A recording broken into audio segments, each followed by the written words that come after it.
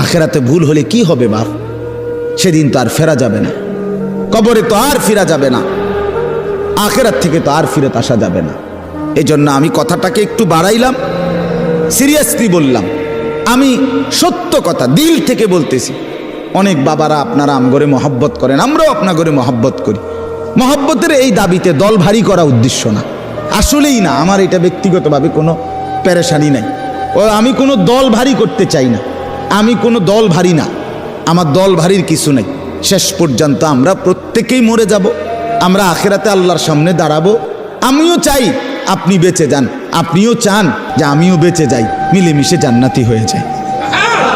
কত না ভালো হবে এই পরিচিত মানুষগুলো যদি আমরা জান্নাতি হই। কি মজা না হবে সেদিন, কি মজা না হবে, কত না মজা হবে। একটু বেখেয়ালির কারণে, খামখেয়ালির কারণে, একটু জিদ্দের কারণে, অথবা একটু আক্রোশের কারণে যদি আখিরাত ধরা খাইয়া যায়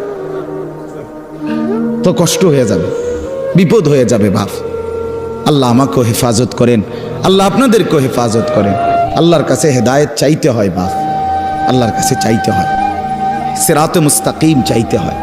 ইহদিনাস সিরাতাল মুস্তাকিম। আল্লাহ বলে বান্দা, আল্লাহ কাছে সঠিক রাস্তা এটা প্রতিদিন চাইতে হয়। এতটা গুরুত্ব কেন দিলেন?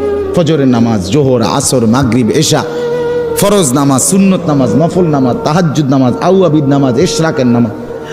আপনি বলেন আরে আল্লাহ আমি প্রথম রাকাতে কইছি তো এটা। আল্লাহ আবার কো, আবার কো, তৃতীয় রাকাত আবার কো, বেটা আবার কো, আবার কো, কারণ এটা তোর প্রতিদিন দরকার।